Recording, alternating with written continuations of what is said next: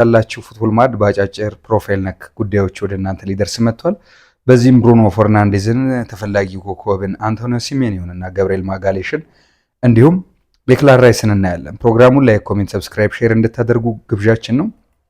አሁን ቀጥታ ወደ ዝርዝር መረጃዎቹ ነው የምናልፈው። ገብርኤል ማጋሌሽ ለአስቶን ቪላ ጨዋታ ሊደርስ ይችላል ተብሏል። አርሰናል ተቸግሮ በተሸነፈበት የአስቶን ቪላ ጨዋታ የአምበልነት ሚናን፣ የመከላከል ሚናንና የማጥቃት ሚናንን በጋራ ይዞ ሲጫወት የምናውቀው ገብርኤል ማጋሌሽ በኖረለት ስንል ታይቷል። ከዚህ አንጻር ገብርኤል ማጋሌሽ ተመልሶ በአስቶን ቪላ ጨዋታ መምጣቱ ለአርሰናል ምን ጥቅም ይኖረዋል የሚለውን በዝርዝር እንመለከታለን። ፕሮግራሙን ኮፒ ሊንክ፣ ሼር፣ ላይክ በማድረግ አጋርነታችሁን በድጋሚ እንድታሳዩን እንጠይቃለን። ፉትቦል ማዕድ ወደ እናንተ በእግር ኳስ አጫጭር መረጃዎችና ፕሮፋይል ነክ በሆኑ ጉዳዮች እንደሚደርስ ታውቃላችሁ።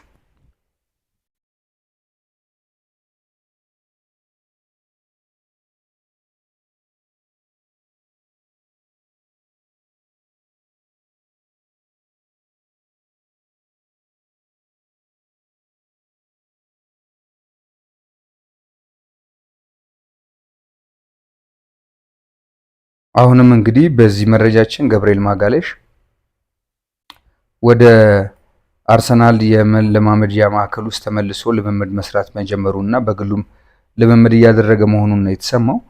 በዚህ የልምምድ ቆይታው እንግዲህ በአርሰናል ቤት የሚፈጥረው ዘርፈ ብዙ ፋይዳ እንደሚኖር ይታወቃል። አርሰናል እሱን ካስፈረመበት 2021 ክረምት ጀምሮ በመከላከሉ ዘርፍ ከገብርኤል ከዊሊያም ሳሊባ ጋር እንዲሁም ከሌሎች የአርሰናል የተከላካይ ካላፊዮሪና ጁሪያን ቲምበር ጋር የፈጠረው ጥምረት አርሰናል በቀጣይ በተጫዋቹ ምን ያህል ሊያተርፍበት እንደሚችል ሁላችንም ያየነው ነውና በዚህ ረገድ አርሰናል ያገኘው ጥቅም አሁን ገብርኤል በማጣቱ እንዳጣው ተመልክተናል። ከዚህ አንጻር ገብርኤል ማጋሌሽ እንግዲህ ወደ አርሰናል ቤት በድጋሚ መመለሱ እና ለአርሰናል የሚሰጠው ፋይዳም ዘርፈ ብዙ እንደሚሆን ይጠበቃል።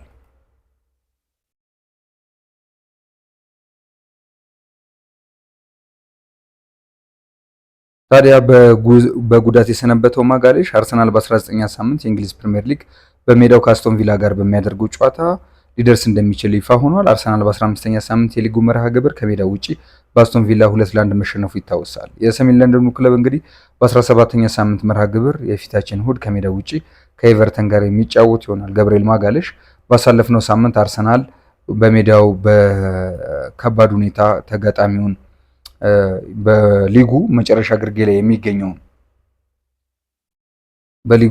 የሚገኘውን ወልቭስን ያሸነፈበት መንገድ በብዙዎች ዘንድ ብስጭት ውስጥ የከተተ ነበረ። በዛ ከተበሳጩ ተጫዋቾች መካከል ዴክላን ራይስ አንደኛው ነበረ። ዴክላን ራይስን ሊያጽናና ወደ መጫወቻ ፒቹ ገብርኤል ማጋሌሽ ወርዶ አይተነዋል። እንቅስቃሴም ሲያደርግ ተመልክተነዋል። ከዚህ አንጻር ተጫዋቹ በግሉና ከቡድን አጋሮቹ ጋር ልምምድ እየሰራ እንደሚገኝ ሚካኤል አርቴታ ዲቴይሉን ባይናገርም ተመልክተናል ማለት ነው። እንግዲህ በመከላከሉም ይሁን ግብ በማስቆጠሩ በኩል አርሰናል ፈተና እንደገጠመው እናውቃለን። እንግዲህ የ27 ዓመት ወሳኝ ተጫዋች ግልጋሎት ከ15 ቀን በኋላ ወደ አርሰናል መምጣት እፎይታን እንደሚሰጠው ይጠበቃል። አርሰናል በዚህ ተጫዋች መመለስ ትልቅ እፎይታን እንደሚያገኝም ይጠበቃል።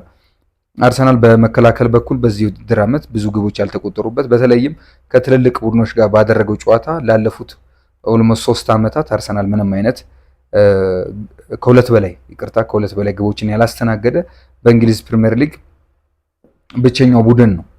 በእንግሊዝ ፕሪሚየር ሊግ ብቸኛው ቡድን ብቻ ሳይሆን በአውሮፓም ከሁለት በላይ ግቦች ያላስተናገደ ቡድን ነው። በተከታታይ እንግዲህ በካራባኦ ካፕ፣ ኤፍ ኤ ካፕ አልተጀመረም እንጂ በቻምፒየንስ ሊግ ምንም አይነት ጨዋታዎችን አልተሸነፈም። በቻምፒየንስ ሊግ አንድ ግብ ብቻ ተቆጥሮበት በሁሉም ጨዋታዎች ያሸነፈው ሁሉንም ጨዋታዎች ላይ ከሁለት በላይ ግቦችን አስቆጥሮ የአውሮፓ ቻምፒየንስ ሊግንም ምድብ በዋናነት እየመራ ይገኛል። እንግዲህ አርሰናል በቀጣይ በአውሮፓ የሚያደርገው ጨዋታ ላይ የዚህ ተጫዋች መኖር በተለይ የገብርኤል ማጋሌሽ መኖር ትልቅ ጠቀሜታ እንደሚሰጠው ይጠበቃል። እንግዲህ ባሳለፍነው የውድድር ዓመት ገብርኤል ማጋሌሽ ለአርሰናል 11 ጨዋታዎችን ያደረገው አንድ ግብ አግብቷል። ሁለት ኳሶችን ደግሞ ሁለት ለግብ የሚሆኑ ኳሶችን አመቻችቶ በማቀበልም በአርሰናል ቤት ትልቅ ተጽዕኖ ፈጣሪ ከሆኑ ተጫዋቾች መካከል አንዱ ነው። ገብርኤል ማጋሌሽ እንደምታውቁት አርሰናል ለረጅም ጊዜ ይፈልገው የነበረውን የቡድን አደረጃጀት በአሁኑ ሰዓት ለሚካኤል አርቴታ ቡድን እየሰጠው ይገኛል። የሚካኤል አርቴታ ቡድን እንግዲህ በቀጣይ የጋብርኤል ማጋሌሽ መምጣትን ተከትሎ የሚኖረው የቡድንና የተጫዋቾች የጥራት ጥንካሬ ምን እንደሚመስል እናያለን በጋራ። ወደ ተመልካቾች ፉትቦል ማዕድ ላይ ያላችሁት በድጋሚ መርሃ ግብሩን ላይ ኮሜንት፣ ሰብስክራይብ፣ ሼር አድርጉ። ገብርኤል ማጋሌሽ በማጥቃቱ በኩል በአርሰናል ቤት የፈጠረው ተጽዕኖ በእነዚህ 11 ጨዋታዎች እንግዲህ አንድ ግብ እንዳስቆጠረ ነግሬያችኋለሁ። 2 ለግብ የሚሆኑ ኳሶችንም አቀብለዋል። እነዚህ ኳሶች ወደ ግብነት የመቀየር እድላቸው ያስቆጠረው ግብ 0.81 ለግብነት የሚውል ነበረ። ከሞከራቸው ሌሎች ለግብነት ከሚውሉ ኳሶች 0.77 ደግሞ ያቀበላቸው ለግብነት የሚውሉበት ኤክስፔክትድ አሲስት ነው እንግዲህ ያቀበለው ኳስ ማለት ነው። በአጠቃላይ በተቃራኒ ቡድን ውስጥ 15 ኳሶችን በፔናልቲ ቦክስ ውስጥ በተቃራኒ ቡድን የፔናልቲ ቦክስ ውስጥ 15 ኳሶችን መንካቱም ይታወቃል። ብሎም ደግሞ ሂትሆዱ ወርኩም ትልቅ ቁጥርን ያስመዘገበ ነበረ። በነበረበት የ11 ጨዋታ ተሳትፎ 33 በመቶ የተሳኩ ክሮሶችን ኳሶችን ማሻገር ችሏል። ረጅም ኳሶችን በማሻገር በኩል 39 በመቶ 51 ኳሶችን አሻግሯል። 697 የተሳኩ አሲስቶችን ቅብብሎችን ማድረግ ችሏል። እነዚህ 90 በመቶዎቹ የተሳኩ ናቸው በ11 ጨዋታዎች ከተሳተፈባቸው ማለት ነው። በመከላከል በኩል እንግዲህ ገብርኤል ማጋሌሽ 10 ኳሶችን በእነዚህ 11 ጨዋታዎች ኢንተርሴፕት አድርጓል፣ አቋርጧል። 13 ኳሶችን ደግሞ ብሎክ አድርጓል። እንደገና በአጠቃላይ 12 ኳሶችን ደግሞ በታክል አጽድቷል እና ገብርኤል ማጋሌሽ በአርሰናል የመከላከል ቦታ ላይ ሲኖር አርሰናል በማጥቃቱም በመከላከል በኩልም ተጽዕኖ እያደገ ይሄዳል ማለት ነው። በእነዚህ 11 እንግዲህ አፔሪያንሶቹ የተሰለፈባቸው ጨዋታዎች 990 ደቂቃዎችን ለአርሰናል ተሰልፎ ተጫውቷል።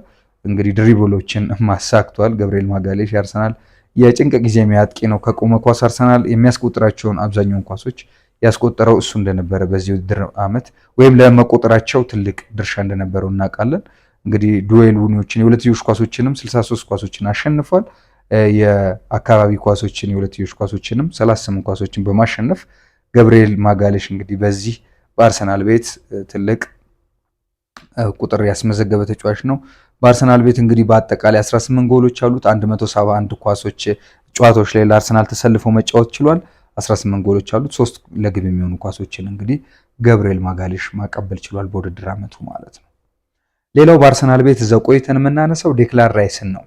የአምበልነት ምልክት በክንዱ ላይ ሳያስር የመድፈኞቹ መሪ የሆነ ይመስላል ዴክላን ራይስ። የአምበልነት ምልክት በክንዱ ላይ ሳያሳርፍ የአርሰናል መሪ ዴክላን ራይስ እየተባለ ይህ አንጋፋ ተጫዋች በ1999 ነበረ በለንደን ከተማ የተወለደው። የቤተሰቦቹ ስራ ተከትሎ የኮንስትራክሽን ባለሙያ ይሆናል ተብሎ የተጠበቀው ተጫዋች እርሱ ግን በእግር ኳስ ትልቅ ኮንስትራክተር በመሆን ወይም የእግር ኳስ ኢንጂነር በመሆን የእግር ኳስ የመሃል ሜዳ አርክቴክት በመሆን በአርሰናል ቤት እያስደመመን ይገኛል። ዴክላን ራይስ የእግር ኳስ ህይወቱን የጀመረው በ2006 የቼልሲ አካዳሚን በመቀላቀል መሆኑን የህይወት ታሪኩ ያሳያል። ነገር ግን ክህሎቱን ተጠራጥረውት ነበር ሰማያዊዎቹ። በ14 ዓመቱም ስላላመኑበት ለዌስትሃም አሳልፈው ሰጡት። ዌስትሃም ዩናይትድ ግን ራሱን በሚገባ በማጎልበት በተለይም ከ2017 ጀምሮ የመዶሻዎቹ ቁልፍ ተጫዋች ለመሆን በቅቷል። በመቀጠልም በ2022 የዌስትሃም ዩናይትድ አንጋፋ ተጫዋች የሆነው ማርክ ኖብል ከክለቡ መለያየቱን ተከትሎ ራይስ የክለቡ አምበል በመሆን አገልግሎ ወደ አርሰናል ቤት በእንግሊዝ ፕሪሚየር ሊግ ትልቅ በሆነው ዝውውር እንዲመጣ ሆኗል። በቀጣዩም በመዶሻዎቹ ቤት በነበረው ቀጥሎ ባለው ዓመትም ኮንፈረንስ ሊግን እንዲያሸንፉ በማድረግ የውድድሩ ኮከብ ተጫዋች በመባል መሸለሙም ይታወሳል። ለለንደኑ ክለብ እንግዲህ 245 ጨዋታዎችን ያደረገው ዴክላን ራይስ በ2023 ወደ ሌላኛው የሰሜን ለንደን ክለብ አርሰናል በ100 ሚሊዮን ፓውንድ ተዘዋወረ። ይህም ዝውውር ከእንግሊዝ የምንጊዜም ውድ ተጫዋቾች ዝውውር ውስጥ እንዳካተተው እናውቃለን። በወቅቱ ሪያል ማድሪድ እና ማንቸስተር ሲቲን የመሳሰሉ ኃያል ክለቦች ተጫዋቹን ለማዘዋወር ቢፈልጉም እሱ ግን ምርጫውን የሚካኤል አርቴታውን አርሰናል አደረገ።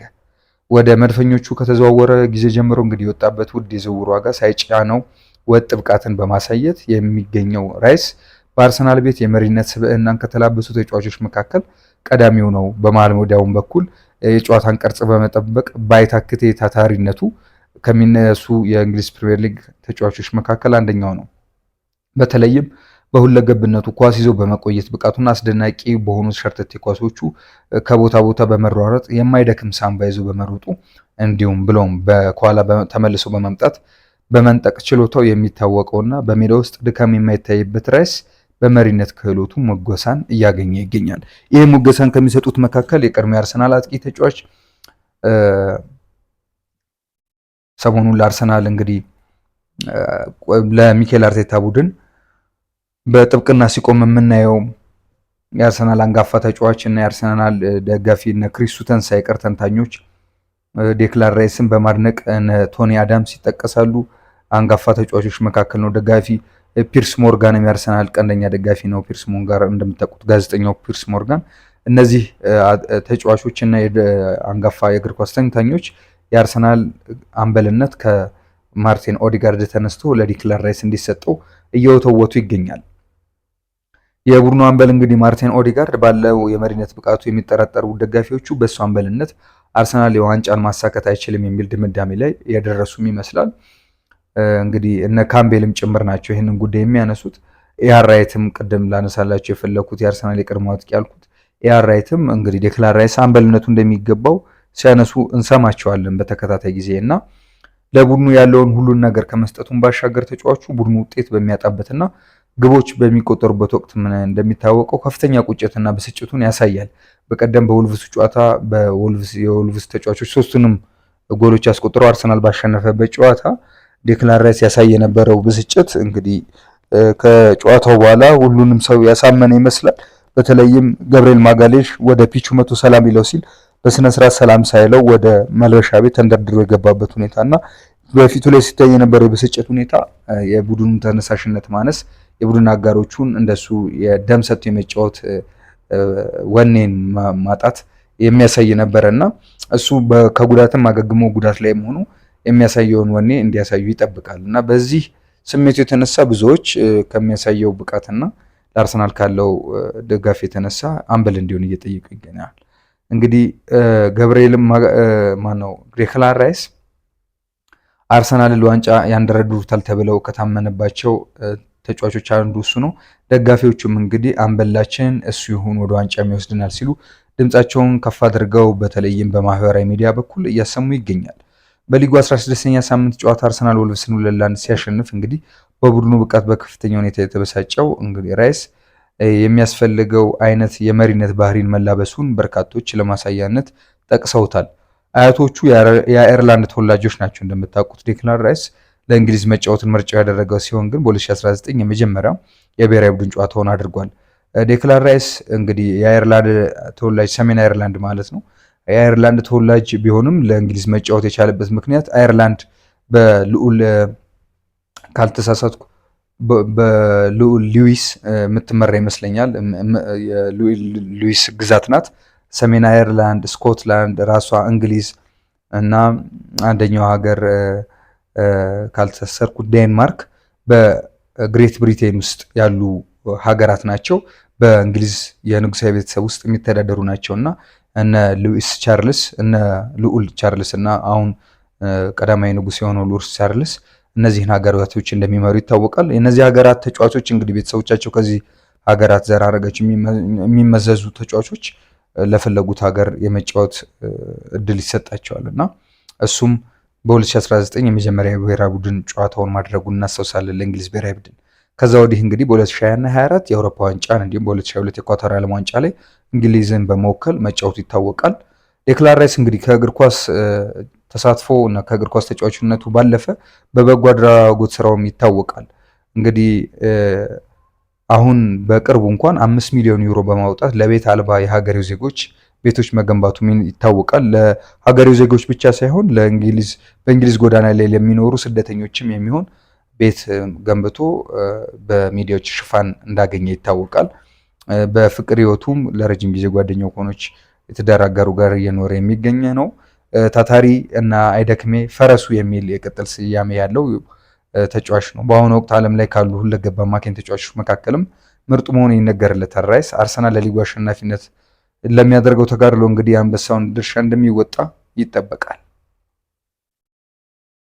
ቀጥሎ ደግሞ የምናነሳው እንግዲህ 5 ታዋቂ ቡድኖች የቋመጡለትን ተጫዋች ይሆናል።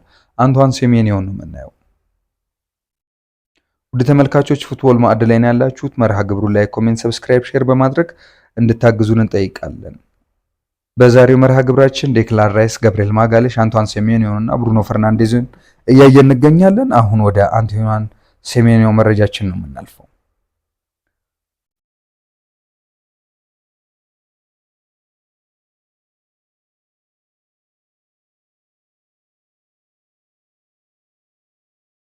አንቷን ሴሜንዮ ጋናዊ የክንፍ መስመር ተጫዋች እንግዲህ በአሁኑ ወቅት በእንግሊዝ ፕሪምየር ሊግ ላይ ለበርንማውዝ እየተጫወተ ይገኛል። ተጫዋቹ በርንማውዝን እንደ አውሮፓውያን አቆጣጠር 2023 ከተቀላቀለበት ጀምሮ በ96 ጨዋታዎች ተሰልፎ 27 ግቦችን መረብ ላይ ያሰርፋል። 10 ግቦች ደግሞ ኳሶችን ለግብ የሚሆኑ ኳሶችን አመቻችቶ ማቀበሉም ይታወቃል። በሊጉ የ2025/26 የውድድር ዘመንም ለበርንማውዝ በ15 ጨዋታዎች ተሰልፎ 7 ግቦችን አስቆጥረዋል። 3 ለግብ የሚሆኑ ኳሶችንም በማቀበል ውጤታማ ሆኗል። ለጋና ብሔራዊ ቡድን ተቋቁሮ ከዋክብት 32 ጨዋታዎችን በማድረግ 3 ለብሔራዊ ቡድኑ ደግሞ ተጨማሪ 3 ግቦችንም ያስመዘገበ ተጫዋች ነው። እንግዲህ ሴሜንዮ እስካሁን በተሰለፈባቸው ጨዋታዎች 4 ቢጫ ካርድ ብቻ መመልከቱም ይታወቃል። ተጫዋቹ በአጥቂ ቦታ ተሰላፊ እንደመሆኑ በተሰለፈባቸው ጨዋታዎች ደግሞ ከጨዋታ ውጪ ኦፍሳይድ የሆነው በ8 ጨዋታዎች ብቻ መሆኑ ጥንቁቅነቱን ከማሳየትም ባለፈ በብዙዎች ዘንድ ትኩረት እንዲሳብበት አድርጓል። ይህ ተጫዋች በሊጉ 2025/26 የያዝነው የውድድር ዘመን እስካሁን ባሳየው ጥሩ ብቃት የተነሳ የጥር የተጫዋቾች ዝውውሩ ጊዜ ሲጀምር አርሰናል፣ ሊቨርፑል፣ ማንቸስተር ሲቲ፣ ማንቸስተር ዩናይትድ፣ ቶተንሃም ሆትስፐር እንዲሁም ሌሎች የአውሮፓ ቡድኖች እሽቅድድም ውስጥ ወይም ፉክክር ውስጥ መግባታቸውን ቶክ ስፖርትን ጠቅሶ እንግዲህ ቢቢሲ ስፖርት አስነብቧል። እንግዲህ አንቷን ሴሜንዮ ባሳለፍነው የውድድር ዓመትም በእንግሊዝ ፕሪሚየር ሊግ ተጫውቶ ማሳለፉ እና በእንግሊዝ ፕሪሚየር ሊግ ልምድ ካላቸው ተጫዋቾች መካከል ተጠቃሽ እና በቀዳሚነት የሚነሳ ነው። በእንግሊዝ ፕሪሚየር ሊግ የሚሳተፉ አፍሪካውያን ተጫዋቾች ውስጥ ምናልባት አተኩረን ልናያቸው ይገባል ብሎ ባሳለፍነው የውድድር ዓመት መግቢያ ላይ የቢቢሲ ትንተና ካሳዩን ተጫዋቾች መካከል አንቷን ሴሜንዮ ተጠቃሽ ነው እና ሴሜንዮ እንግዲህ በያዝነው የውድድር ዓመት እያሳየ ባለው ብቃት የተነሳ የሁሉም ቀልብ ወደ እሱ ሆኗል። በቀጣይስ እነዚህ ክለቦች ተጫዋቹን በጥር ወደ ክለባቸው ያመጡታል እና እሱን ካመጡት ደግሞ እነማን ተጫዋቹን በማን ይተኩታል እና እነማን ከክለቦቻቸው ይለቃሉ የሚለውም ተጠባቂ ነው። በአጠቃላይ በክለቦች ማለት ነው። እንግዲህ ዩናይትድም ሴሜንዮን ሊያስፈርም ይፈልጋል ሲባል በተደጋጋሚ ሰምተናል። በርንመዝ እንግዲህ ጋናዊውን የፊት መስመር ተጫዋች አንቷን ሴሜንዮን የተሻለ ክፍያ ለማግኘት ሲል በጥር የዝውውር መስኮት ሊሸጠው እንደሚችል መገለጹም ይታወቃል። በአሁኑ ወቅት እንግዲህ ሴሜንዮን የማስፈረም ፍላጎት ያሳዩት ክለብ ሊቨርፑል፣ ማንቸስተር ሲቲ እና ቶተንሃም፣ አርሰናል መሆናቸውም ቅድም አንስቼላቸዋለሁ።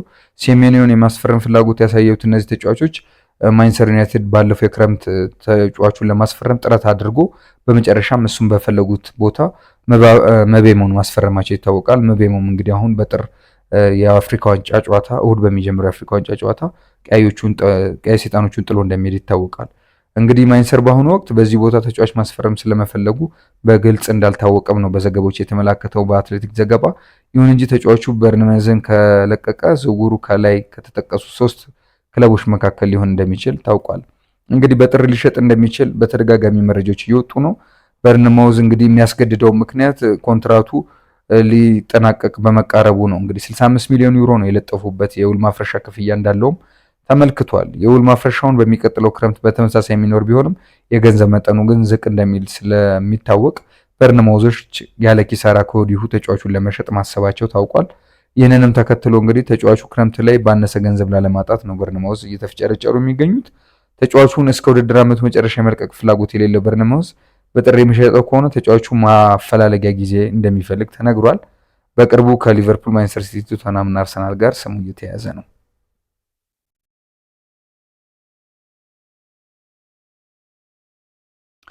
ውድ ተመልካቾች በእንግሊዝ ፕሪሚየር ሊግ የወቅታዊ እግር ኳሳዊ መረጃዎች ወደ እናንተ እየደረስን ነው። በብዙዎች እየተፈለገ የሚገኘውን አንቷን ሴሜንዮን እና በአርሰናል ቤት ገብርኤል ማጋሌሽ እና ዴክላን ራይስን አነሳን። ቀጥሎ ደግሞ የምናስቀኛችሁ ጉዳይ በኦልድ ትራፎርድ የነገሰው ዝምታና ብሩኖ ፈርናንዴዝን ይሆናል። በድጋሚ መርሃ ግብሩ ላይ ኮሜንት፣ ሰብስክራይብ፣ ሼር በማድረግ አጋርነታችሁን እንድታሳዩን እንጠይቃለን። ፉትቦል ማዕድ ላይ ነው ያላችሁት። በኦልድ ትራፎርድ የነገሰው ዝምታ በብሩኖ ፈርናንዴዝ ልብ ውስጥ ያለውን ቁስል የሚገልጽ አልነበረም። የማንቸስተር ዩናይትድ አምበልና ወሳኝ ተጫዋች በክረምት የዝውውር መስኮት ወቅት በክለቡ አመራሮች ዘንድ ታይተዋል ያለውን ግዴለሽነት ሲያስታውስ ስሜቱን መደበቅ አቅቶታል። ነገሩ እንዲህ ነው። በክረምቱ ወቅት የሳውዲ ሀብታም ክለብ አልሂላል ብሩኖን ለማግኘት የፋይናንስ ጡንቻውን አፈርጥሞ መጣ። ለዩናይትድ 100 ሚሊዮን ፓውንድ ገደማ የዝውውር ሂሳብ አቀረበ። ለብሩኖ ደግሞ በሳምንት እስከ 700 ሺህ ፓውንድ የሚደርስ እጅግ በጣም ከፍተኛ የሆነ ደሞዝ። ይህ ጥያቄ ታዲያ ለማንም እምቢ ለማለት የሚከብድ ነበር። ነገር ግን ብሩኖን የጎዳው የሳዑዲዎች ጥያቄ አይደለም፣ የማንቸስተር ዩናይትድ ቀዝቃዛ ምላሽ፣ ይኸውም ቢሄድ አይከፋንም የሚል የአመራሮቹ ይሁንታ። ታዲያ የ31 ዓመቱ ፖርቱጋላዊ ኮከብ ለሀገሩ ሚዲያ ካናል 11 በሰጠው ስሜታዊ ቃለ ምልልስ በወቅቱ ከክለቡ አመራሮች ያገኘው ምላሽ ልቡን እንደሰበረው ተናግሯል። ከክለቡ የተረዳሁት ነገር ቢኖር ብትሄድ ለኛ ያን ያህል መጥፎ አይደለም የሚል መንፈስ ነበረው ብሏል። ይህ ደግሞ ውስጤን ጎዳው፣ አሳዘነኝም ሲል ነው የተናገረው። ብሩኖ አክሎም እኔ ማንም ሊተቸኝ የማይገባ ሁሌም ዝግጁ የሆነና አቅሙን ሁሉ ለክለቡ የሚሰጥ ተጫዋች ነኝ ሲል ነው ለክለቡ ያለውን ታማኝነት እንዲሁም የተሰማውን ክዳት ያስተጋባው፣ መከዳቱን በሚገልጽ ድምጸት ማለት ነው። እንደ ብሩኖ ገለጻ ከሆነ የክለቡ ዳይሬክተሮች እሱን ለመሸጥ ፍላጎት ነበራቸው። ነገር ግን ይህን ውሳኔ በድፍረት መወሰን ያቃታቸው አሰልጣኙ ሩበን አሞሪም እሱን ስላልፈለጉ ብቻ ነው። ዳይሬክተሮቹ እንድለቅ ፈልገው ነበር፣ ነገር ግን አሰልጣኙን ስላልፈለጉኝ ውሳኔውን ማሳለፍ ድፍረት አጡ። እኔ ራሴን መልቀቅ እፈልጋለሁ ብል ኖሮ ግን አሰልጣኙ እየፈለገኝም ቢሆን ክለቡ ግን ይሸጠኝ ነበረ ሲል በክለቡ አመራሮች ላይ ያለውን ቅሬታ ገልጧል።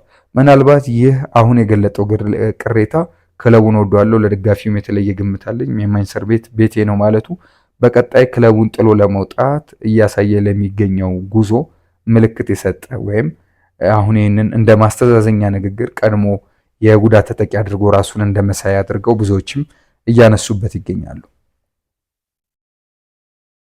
ይህንን ሁሉ ዶላር እና የቅንጡ ሕይወት ትቶ በኦልድ ትራፎርድ ለመቆየት የወሰነው ለምንድን ነው?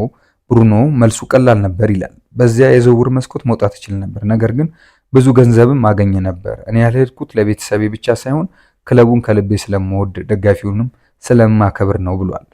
ምንም እንኳን ይህን ቃለ ምልልስ የተደረገው ከሳምንታት በፊት ቢሆንም በአሁኑ ወቅት ግን የቢቢሲ ምንጮች እንደጠቆሙት የማንቸስተር ዩናይትድ አቋም የተቀየረ ይመስላል።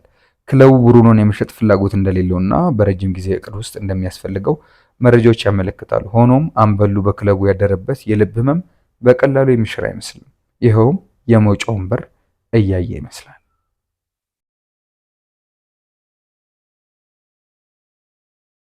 ወደ ተመልካቾች በእግር ኳስ ወቅታዊ መረጃዎች ወደ እናንተ የደረስንበት ጥንቅር ይህን ይመስላል። ከሌሎች የፉትቦል ማዕድ ዝግጅቶች ጋር አብራችሁ እንድትቆዩ ግብዣችን ነው። ላይክ፣ ኮሜንት፣ ሰብስክራይብ እና ሼር ማድረጋችሁንም አትርሱ። ፉትቦል ማዕድ ዘውትር ወደ እናንተ መድረሱን ይቀጥላል። ሰላም።